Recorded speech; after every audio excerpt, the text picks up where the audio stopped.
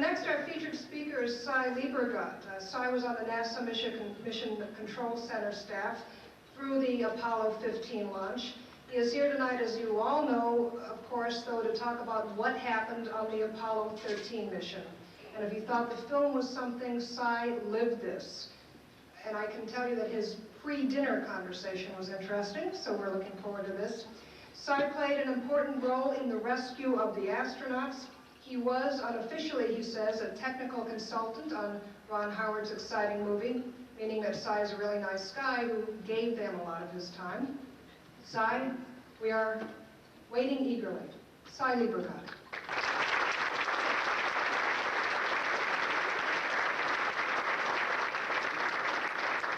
Thank you. God, this is big. It's been a grand day. I got a chance to revisit Ames Research Center here. We got to talk to the kids over at the aerospace encounter and see their faces light up, and ask them how many of them had seen the movie, and virtually all of them had. How many have seen the Apollo 13 movie here tonight? Oh, geez. I already got hit by a lot of questions during the reception about the inconsistencies and the inaccuracies of the movie. But anyway, the first question that was asked of me by one little, I guess, 10-year-old was, did you think the astronauts were going to lose their life? And I remarked, no, I thought I was going to lose my life because I didn't know what was going on. Anyway, let me see. I think there is I was looking for the mechanics up here. I want to do a little thank yous. So thank you to Catherine for introducing me and Mr. Chairman.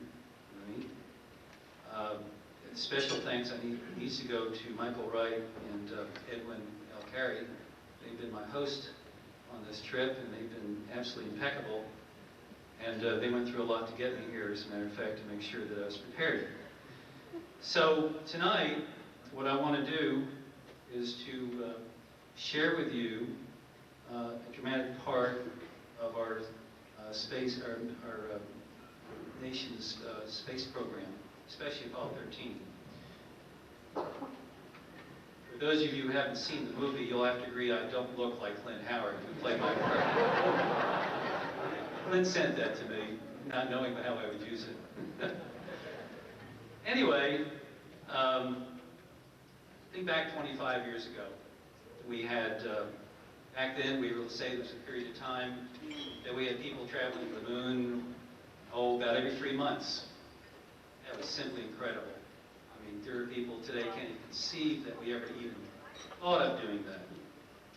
And the excitement of the lunar landing missions during those halcyon days were heady times for us that were fortunate enough to be in the front lines, like myself.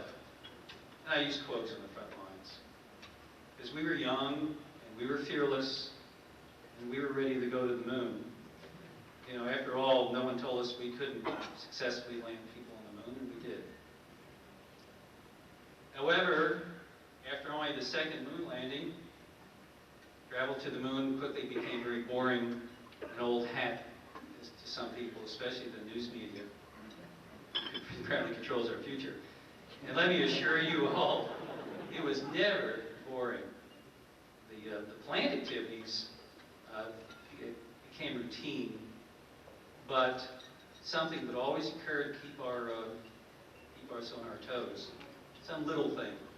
We would get excited about it. For example, I remember on Apollo 15, Dave Scott said, we have a leak here, and they put the TV on, and there was a port that we chlorinated the drinking water with, and there was a ball of water about this big, which is no problem at all, but in zero gravity in space, everything is a big problem. So there was little things like that that always kept us on our toes. What do you do with it? You put a towel around it, soak it up, tighten up the fitting, and go on with the mission. We had long coast periods between the Earth and the Moon and the Earth, and no one dreamed how shattered that routine would become during the Apollo 13 mission. So there we were, once again, on the way to the moon, as some people would say. We heard those chilling words. Hey, we had a problem here. What's the matter with the data now? Say again, please. Oh, here's where we had a problem. We got more problem. Okay. How'd you like to hear that? This call is getting cold all over. Anyway, and I'll have a lot more to say. I just want you to hear what that explosion sounded like and how the initial reaction to it was.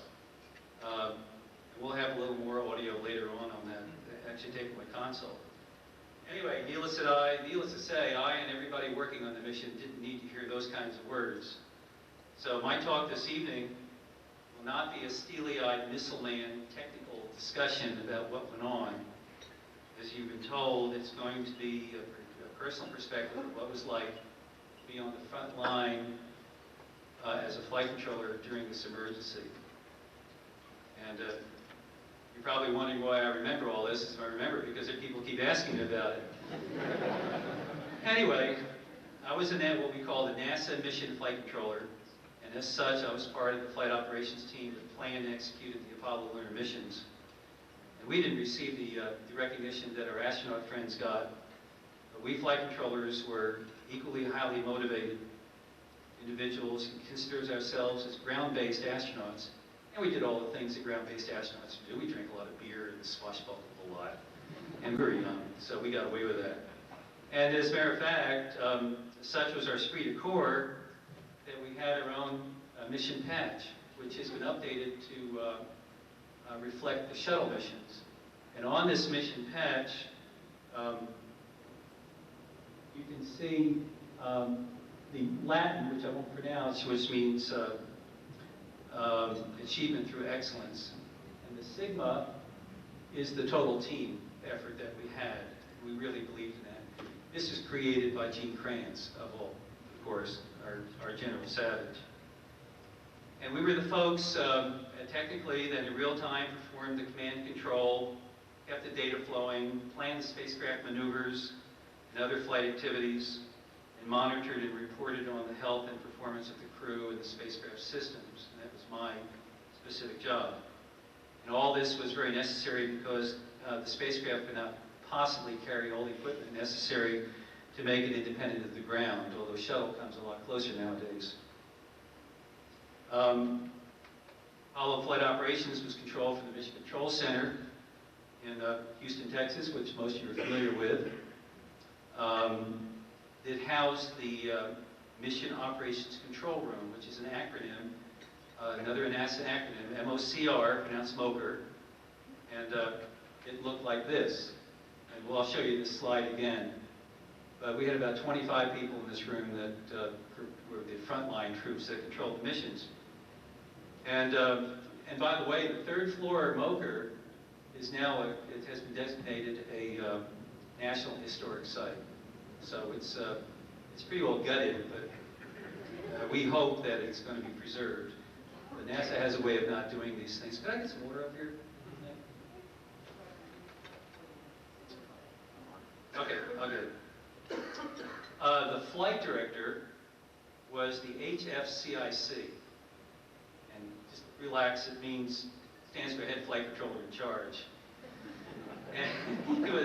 And he was located in the MOCR with the rest of us. There were 25 of us flight controllers in the MOCR.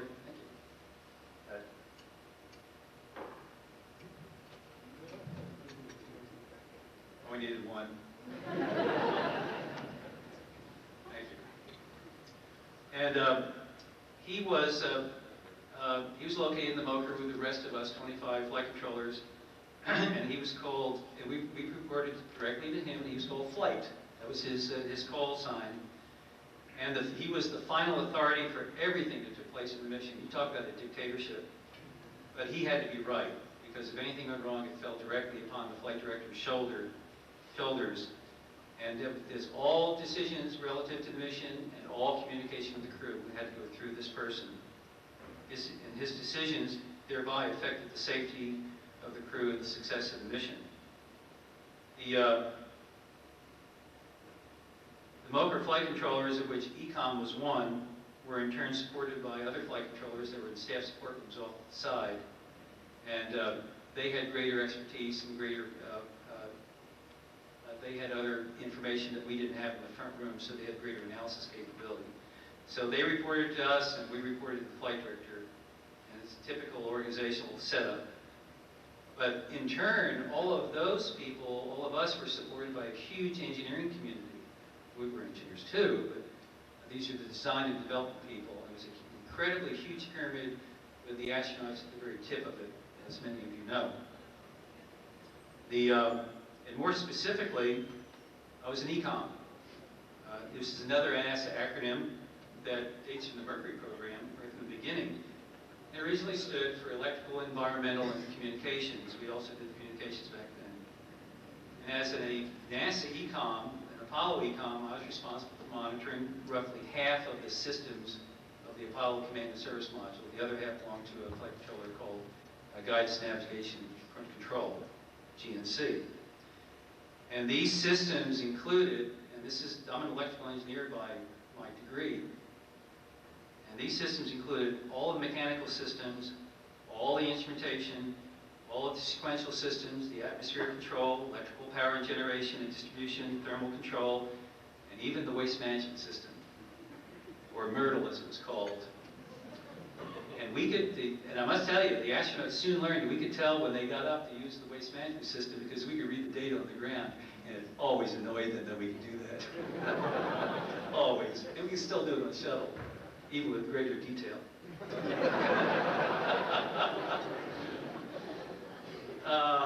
Anyway, let me show you this.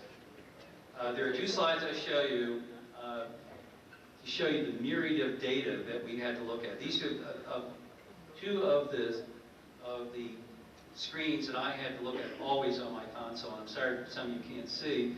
This was the environmental control system and cryogenics tab, and it has the pressure, and here's the cryogenics down here, which I'll refer to later on. The oxygen and hydrogen tanks are located here. And we had a glycol coolant system and a secondary coolant system. I'm not going to dwell on this too much. And this was called electrical power system high density for a very good reason, because it was packed tight. And this had all the fuel cell data on it, all the main DC and AC buses, and the flows, and the instrumentation system was located here. And it was the kinds of things we learned to deal with, to look at a lot of data and be aware when something changed. We get a little asterisk when something changed. We could set those limits ourselves. And these are the kinds of things we're doing. We were trained to do this. Pilots are trained to look at a lot of data. You guys are in the instrumentation field, and we were too. Many of these systems that I was responsible for were always active. You know, the electrical system, the cryogenics, and the atmosphere, and the thermal coolant system. And they were the ones we like to refer to as the ones that were always a cooking and a perking. And they were. And this was just a depiction of this. Included among these systems was the oxygen part of the cryogenic storage tank system that became the problem during Apollo 13, when, if I may say, it really cooked, for sure. So, well, how did one become a flight controller? Well, we studied a lot, we trained a lot in realistic mission simulations, and we did that with and without our astronauts. And back in those days, we also drank a lot of beer with and without our astronaut friends.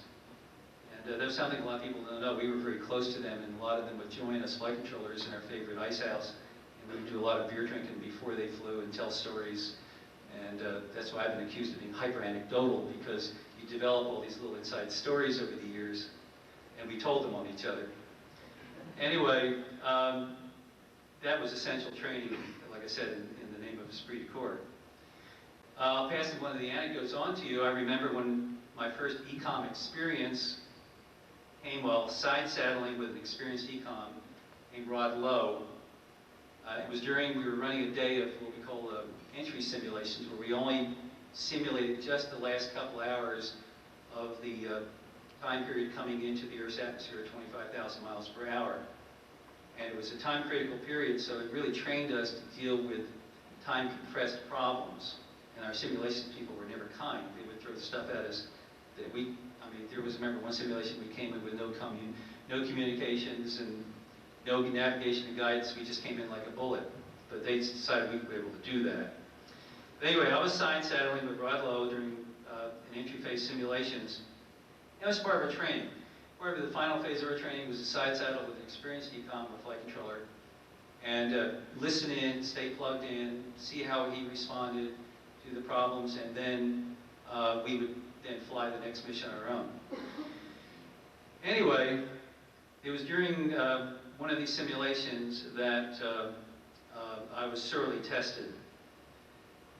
Anyway, after the completion of the first simulation run for the day, and we had a little debriefing after the simulation, Rod Lowe stands up and says, and he was kind of a quiet, laid-back guy, and he says, very casually, I'm going to go get a cup of coffee and I'll be right back. Well, he never got back. That was all planned. It was trial by fire for me the rest of the day. I sat there and I was frantic and I looked around. You know how you look around when you're looking for somebody to relieve you, and he never showed up. And everybody in the control center that was in on it, including the flight director, had a big laugh. But I passed. I passed the test and became. By the way, we don't do that anymore. Now it's a very formal certification process. We don't do that swashbuckling stuff anymore. But I passed the test and became a flight controller. This is Bill Moon on the right of me. That's the way I looked back then. Bill Moon is side saddling with me during Apollo 15's in order to become a flight controller for Apollo 15. And I relinquished my position so that he could become a flight controller EECOM for Apollo 16 and 17. And didn't want to do that, but we have to do that. Anyway, by the time Apollo 13 rolled around, I was a pretty experienced EECOM. Having had to respond to my share of in-flight failures. The first fuel cell failure that ever occurred on Apollo was mine on the way home on Apollo 10. We had lots of heater failures and leak problems, and I told you about the chlorination port problem. But the failures were always within our ability to handle them. You know, we had pre-planned procedures, we had pre-planned decisions called mission rules, which you guys, I'm sure a lot of you used doing your testing. And the failures always occurred kind of one at a time. You could take your time in a very methodical manner and apply the procedures and the troubleshooting techniques to them with the crew's cooperation and solve the problem. And it wouldn't impact the mission. We lost the fuel cell on Apollo 10 on the way home, no big deal. We had 2 more, and we were on the way home anyway. Couldn't change our minds, we were coming home. But what happened on Apollo 13 is that the failure happened so quickly and so massively that there was just no amount of training or experience that I had acquired that would have adequately prepared me for that failure, or anybody, to psych it out quickly.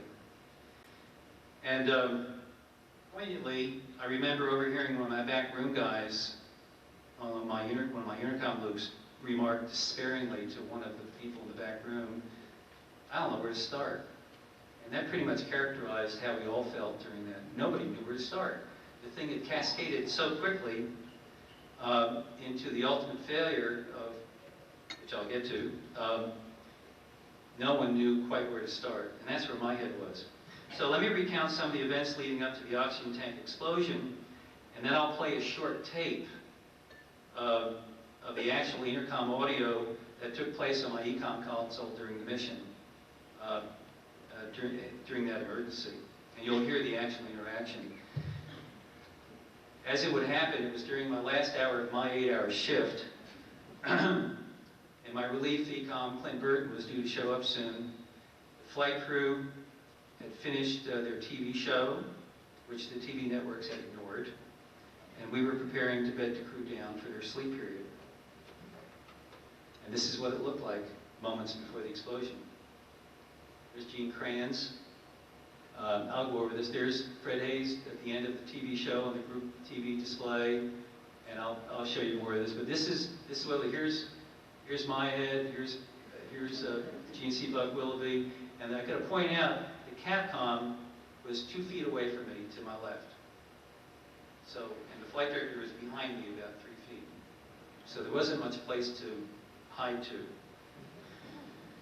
So, anyway, this is what it looked like. Everything was under control. And we were all feeling pretty laid back because we're going to go into lunar orbit in about 24 hours and we're going to go step out on the moon again. And it was wonderful. My flight director was Gene Kranz, and you can see the back of his crew-cut head here. He still, in fact, I ran into him in the airport in Houston when I was getting on my plane. He was getting off a plane, and he's got a loud, booming voice, and he really does act like General Savage, which was his nickname was given to him during Gemini. You remember General Savage from 12 O'Clock High. But he was one of the 3 original flight directors that invented our flight controlling. And he deserves his kudos. By the way, the man on the right is not Gene Kranz. That's Ed Harris. By the way, he's up for an Academy Award as Best Supporting Actor. I think it's wonderful.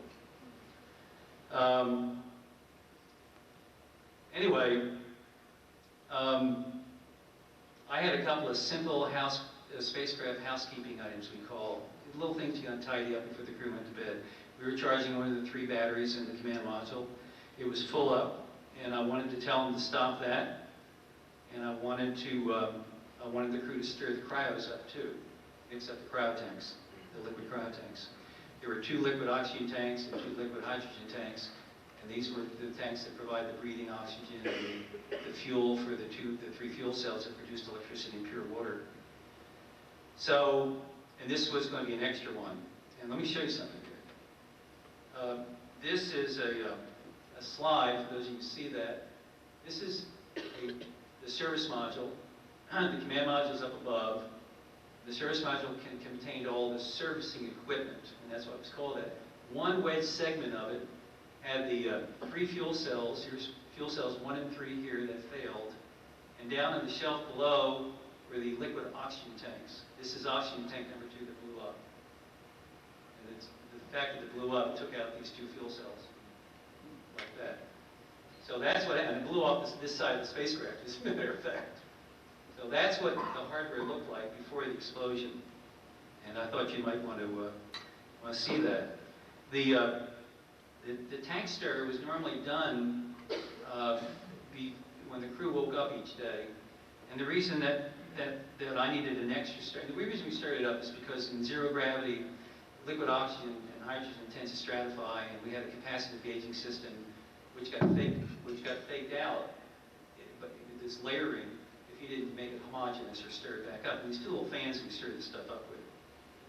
And oxygen tank 2, and this had nothing to do with this explosion, its quantity gauge had failed off scale high, for all you instrumentation engineers. And fortunately, we always fed the 2 tanks at the same time. We fed them simultaneously into a manifold. So that if the quantity in one gauge in one failed, we could always infer the quantity in it by the quantity in the other tank, because they always fed equally. And we maintained it that way. So, but I wanted an extra stir before the crew went to bed. I didn't have to ask for this, but I figured being a good engineer, I wanted an extra stir so I could get a good reading on the quantity remaining. We plotted and keep track of the usage very closely. So I asked for an extra stir for oxygen tank 2 that night. Something I didn't have to do. So in Command Module Pilot Jack Swigert, usually referred to as CMP, Command Module Pilot. Oh, by the way, we referred to the we flight controllers, just say, there's a bit of disrespect. We pronounce CMP simp. The lunar module pilot, or LMP, we pronounce limp. The commander, or CDR, we always called CDR because he was in charge, so he didn't. Anyway, when Simp Swigert, Command Module Pilot Swigert flipped the 4 switches to turn on the fans in the oxygen tank, and the oxygen tanks and the hydrogen tanks, he did them all simultaneously. We couldn't tell when he did it. No one knew what the fan wiring in an oxygen tank looked like, but that's what it looked like.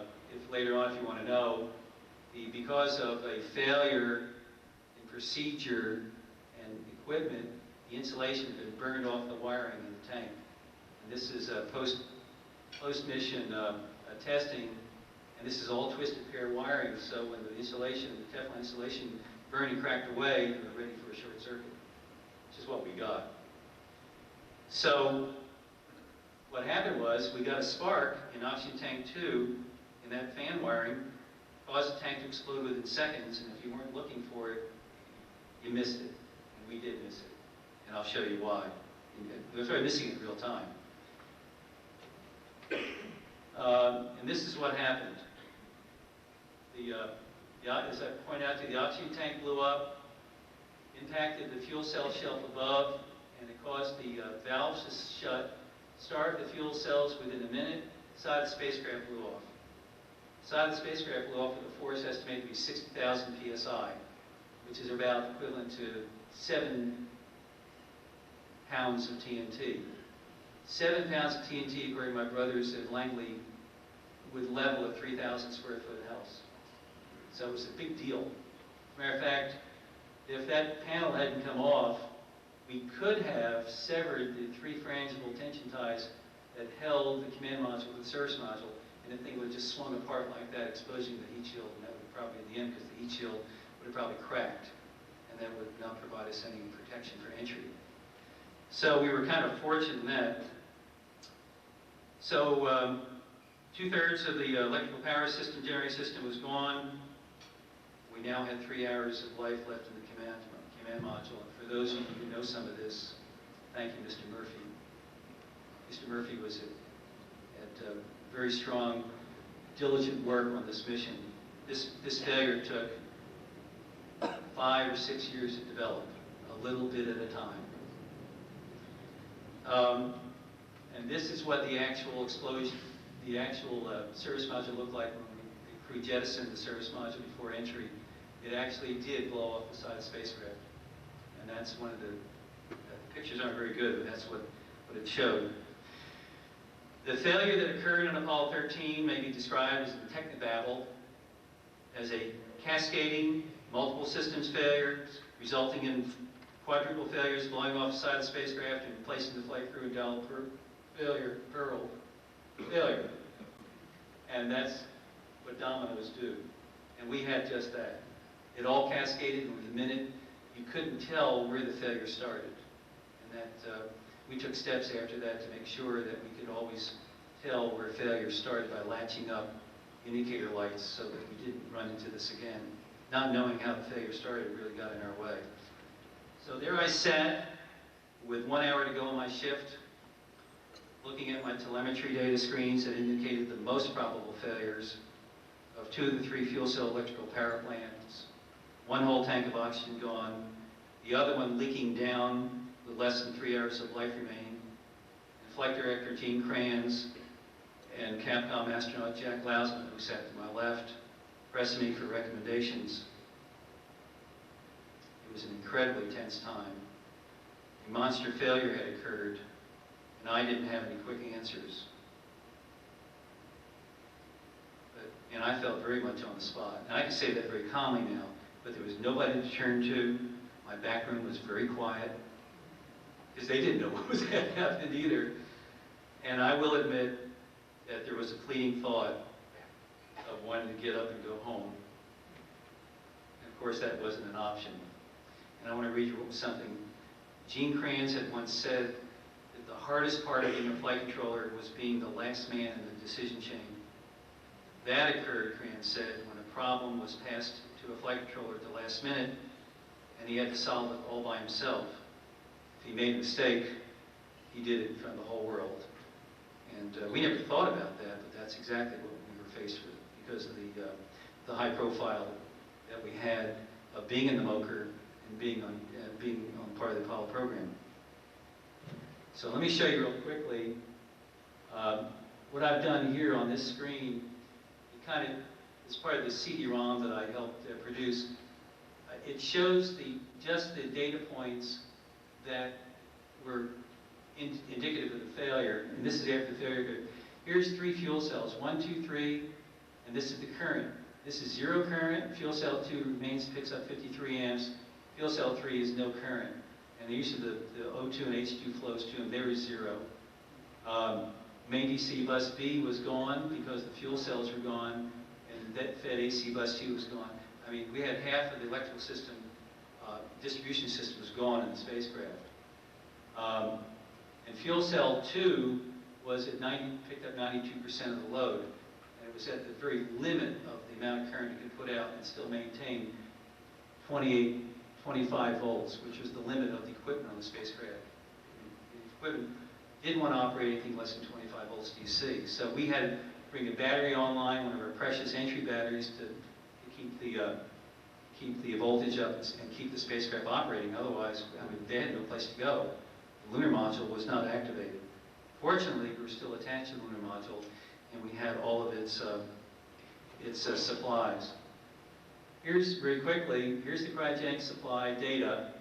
Here's O2 tank 1, O2 tank 2, H2 tank 1, H2 tank 2. What we were watching was the H2, because when the crew stirred cryos, the destratification showed up in the H2 first. So, unbeknownst to me, all of my people were watching over here, but an inch or two over here were the oxygen parameters. And here's O2 tank 2 at 0 pressure.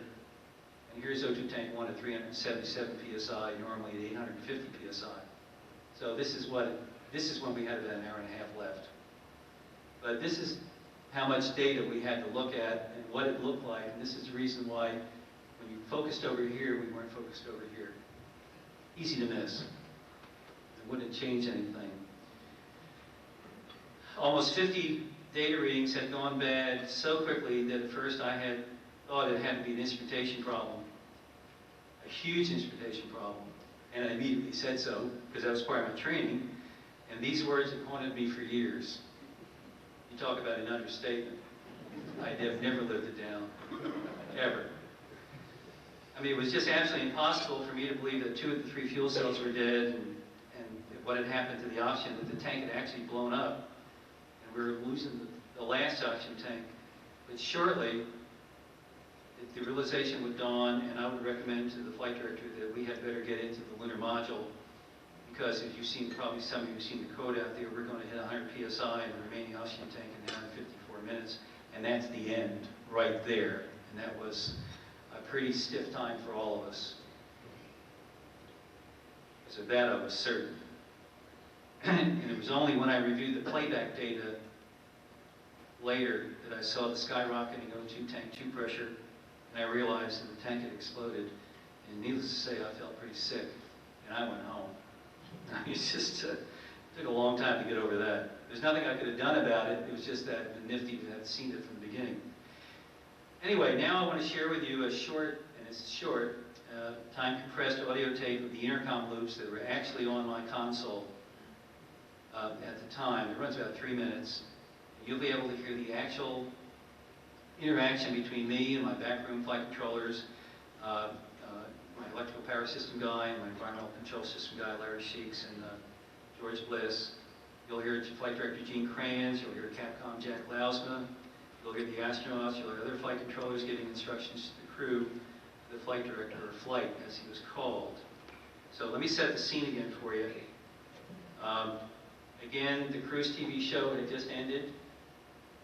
This is Fred Hayes up here, and we in addition to terminating the battery charge, I requested that the crew stir up all 4 tanks of the cryogenics, and this is just probably moments before all that happened. So, this is like being corny. Listen up, and you'll hear what all this actually sounded like. That kind of looks like the last item we need here is a stir on the H2 and O2 with our convenience. We got one more item for you when you get a chance. We'd like you to stir up your cryo tanks.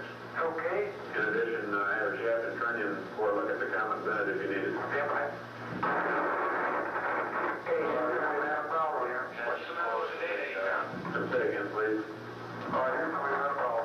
We got more of a problem. Okay, listen, you guys. We've lost fuel cell 1 and 2 pressure. We lost O2 tank 2 pressure and temperature.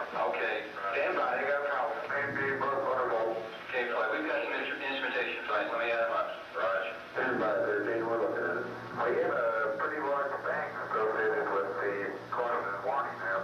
Have an attempt to reconnect the fuel cells. Fuel cell 1 to main A, fuel cell 3 to main B. Just try that. Okay, Houston, trying to reset fuel cell 1 and 3 are both showing gray flags, but they're both showing zip on the close. I copy flags. EPS, EECOM. Yeah. Why don't we just try fuel cell 1 on main B by itself? Yeah, so fuel cells simultaneously. That can't be. I can't believe that right off the bat, but they're not feeding currents. Yeah, if you believe that N2 pressure, we blew a sphere. Well, looking out the pad, so we are running something out in the space. Roger, we copy of that. So the gas and so forth. Let me look at the system flight as far as the vetting is concerned. Okay.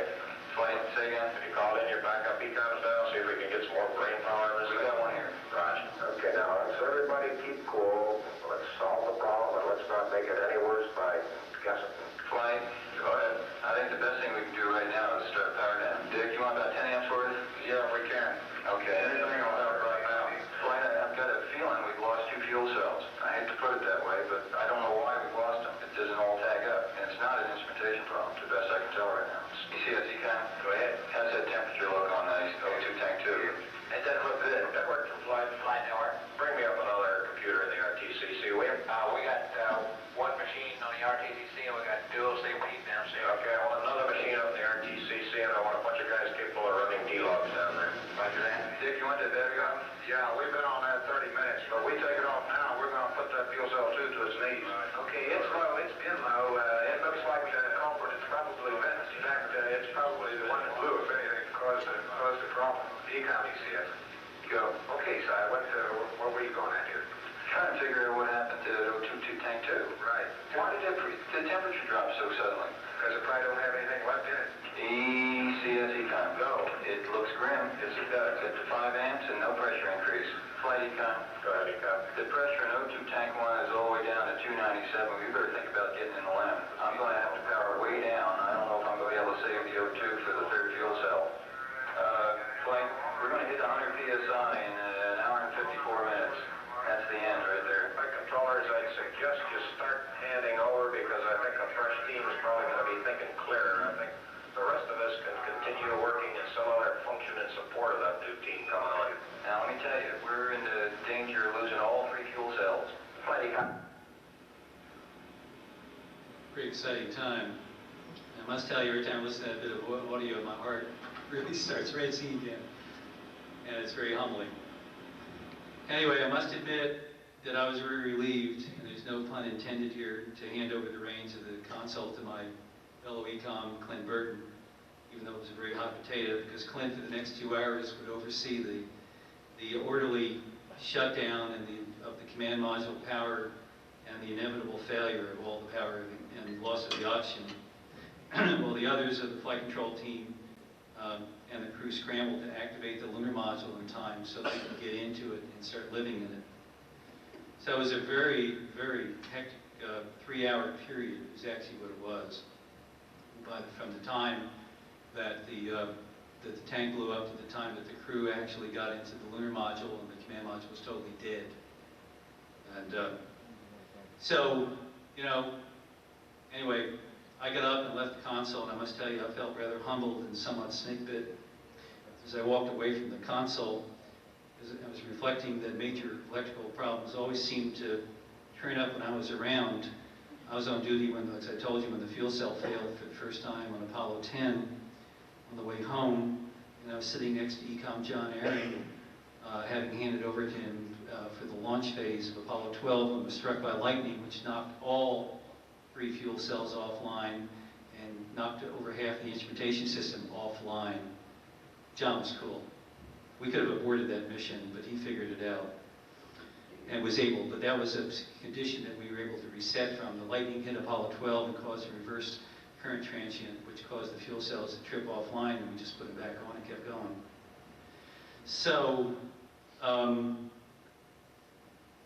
plus the fact that if I hadn't asked for that extra cryostat, the problem would have occurred. Then it would have occurred to the next EECOM the next morning, 8 hours later. And the flight controller team would have had 8 hours later to handle the problem, but that was okay because we were 24 hours away from the moon. There was plenty of time to take care of that. But the important thing, it would not have happened to me. And I wouldn't be here talking to you, which is, it's a great pleasure to do that. But anyway, as many of you know by now, the command module did run out of oxygen and electrical power within 3 tension-filled hours. The crew did successfully use the LEM as a lifeboat, and a harrowing 4-day ordeal was finally over with a great view of splashdown within sight of the recovery carrier. And so you might ask yourself, how close did we really cut it with the LEM consumables? Well, when the LEM was jettisoned an hour and a half before splashdown, even though we had 104 hours of oxygen left, only 10 hours of water remained and 13 hours of electrical power remained. That's it. That's about as close as you can cut it. And those guys came home with virtually everything turned off in the lunar module. The lunar module temperature averaged about 38 degrees or something like that. It was really bad. Anyway, more than 25 years have passed now, and I really like to keep my part in the mission in perspective, even though I was, for a time, at the focal point of the emergency. There were literally hundreds of people that contributed heroically to the successful recovery of our Apollo 13 astronauts. And these are the guys, the heroes that were involved in the successful utilization of the lunar module as a lifeboat, making do with its meager resources. These are the guys, the people that made the decision to fly around the moon, planning the propulsive maneuvers to do that successfully, to bring the crew back to Earth, because the way that mission was set up, it was what we called a non-free return. We had to deliberately make another mid-course burn to make the spacecraft, when it circled the moon, intersect the Earth if we didn't go to the lunar orbit. So that was a real tension time to make sure that we could at least hit the Earth. Otherwise, I think we would have missed it by 40,000 miles. That wouldn't have been good. So, and there is also the expert piloting by the astronauts. It was fairly well depicted in the movie. And there was a group of people led by John Aaron who perfected a power misering command module power-up. Remember, all this time the command module was dead, frozen. I mean, there's 3 little entry batteries, 40 amp hour batteries, that we didn't know were going to work. So we had to miser that power to make sure that we had enough to get us through entry after we jettisoned the LEM and get down the water safely and have sufficient power to power the radios when we were down the water. And that final high drama was played out as those power procedures, which were read up almost at the last minute, and it was correct in the movie. And as those were executed by the astronauts, one by one, and the dead and frozen command module was slowly and carefully repowered using those 3 small batteries in the command module. And those things, you know, as I told you, had to last through the entry and splashdown. We all held our collective breath as the tension built and the crew turned on each piece of equipment, hoping that it would be exactly as it was in the simulator, that this switch would cause 2 amps to come on, and this switch would cause this, and there was no extraneous power taken up because we couldn't afford anything extra. But it all worked, and I must tell you, it was reminiscent of the anticipation I felt during the Apollo 11 descent to the moon. Are we really going to make it? So it was probably the most, for me, dramatic time of the mission, and which I thought Ron Howard played pretty dramatically and pretty accurately. That was one of the things that missed a lot when people talk about Apollo 13 was at entry power-up. It was really dramatic. Anyway, we watched the data become static as the command module, which was hull in the mail about 25,000 miles an hour, entered the communication blackout, which is the plasma that formed around the spacecraft as it came in. And we were anxious when the blackout period did extend beyond its normal time of around 4 minutes. And I think it extended to about 6 minutes before we heard the crew on the chutes. And what a beautiful sight it was to see the command module on the main chutes. And this is the way it looked to us in the MOCR. It was in view of the recovery carrier. And we were all very relieved, and we were also very proud, because for us, it was a successful mission. I'll get this yet.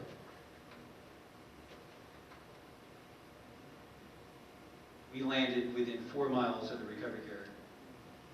Probably one of the closest landings of any of the Apollo missions. Can you believe that? And we did it with less. These are absolutely joyous pictures. You see Kranz in the foreground, Lovell on the deck of the carrier on our TV screen. We all smoke cigars because Christopher Kraft dictated that. I mean, he's the one that said we should smoke cigars. We did. We also called him Jesus. One of the nice things that happened, President Nixon put a cap on everything for us by awarding the flight operations team the Presidential Medal of Freedom, which we are really proud of. It really put the cap on it. Anyway, it's been gratifying as time has gone on to see a rekindled interest and pride in these golden days of our country's lunar exploration that took place more than 25 years ago. And when for a time our United States could be thought of as a great exploring nation, which I think is a hallmark of successful nations. If you look back over the nations that are no longer great exploring nations, they've become third world countries. And we need to remember that. I think Great Britain can be pointed out as one. But disappointingly, most people don't remember or never even knew the details of our manned lunar exploration missions, let alone the high drama of this mission, Apollo 13. But fortunately, much of the mission detail has been preserved for the public in several books and documentaries, which I want to share with you, and even a CD-ROM. There's a renewed interest in our Apollo lunar program, which has been in large part sparked by the PBS documentary, Apollo 13 to the Edge and Back, which was made about 3 years ago, and by the wonderful Ron Howard movie, which most of you have seen, thankfully, which is based upon the book co-authored by Jim Lovell. People are going back to read the 1970 book by Henry Cooper, Apollo 13, The Mission of Flight Failed. There's a definitive book called Apollo, The Race to the Moon by Charles Murray and his wife Catherine Bly Cox, which I can highly recommend to you for you students of our space history. Multimedia CD-ROM, which a lot of these slides are imaged from. It's archival in nature, called the Apollo 13, A Race Against Time. And I had a part in producing it, which I'm really proud of. And I'm also told Tom Hanks, being a space nut, has signed a contract with HBO to produce a 13-part series on Apollo. So, not bad. He's out there hawking it for us. And many of you know, in the beginning of when the movie was showed, that it had sellout showings, and audiences actually applauded at the end of this movie. And it says something about the pride that they had in our country's space accomplishments. And I'm especially gratified when I hear the pride and enthusiasm experienced by young people after viewing that movie. And I have been told, they didn't even know about anything until they went and saw the movie. So we got to be diligent in keeping the flame of our U.S. space exploration alive, because it's essential. It's an essential part of our spirit and success of the United States, and we can do this in part with education. I need to say a couple things about education. I tried to say that to the kids this afternoon. If I had not been excited by our country's entry into space, I probably never would have gone to college, let alone majored in electrical engineering. And I would not be here talking to you today. It's quite obvious. It's the firm grounding that I received in my science and engineering education prepared me for the future. I had no idea what it was doing at the time, but it did. And I can pass that experience on. And that future for me was to become a spacecraft systems engineer in our space program, which required me to become knowledgeable in many disciplines. And ultimately, I'll become a NASA EECOM, as I told you tonight, in mission control, because that's where the action was. One of my first clear memories after graduation is of being a newly hired engineer, and I bet you some of you can identify with this, full of anticipation and full of insecurity about my abilities. I had the opportunity to voice my concerns to an engineer friend of mine, and he gave me the perfect advice. He said, "Hey, you're an engineer, and you can learn anything." And he was dead right. He wasn't telling me to be arrogant. He was just telling me to use the basics that I had learned in college. And I did learn them, and I did apply them. So let me close by saying that this is one of my great pleasures in speaking to students about our space program with that in mind, and taking the opportunity to emphasize the need for education. And the Council has been active with their active outreach program, Discover E, should be commended and encouraged for the job they're doing there. Anyway, it's been a pleasure talking to you tonight and letting me share this experience. I'm sorry it ran as long as it did. There's a lot of anecdotes about this thing. If anybody wants to, they can ask me about the numbers of 13s that occurred as a coincidence in this mission. I'd be glad to share that with you. Anyway, but I'm open for questions if anybody has any.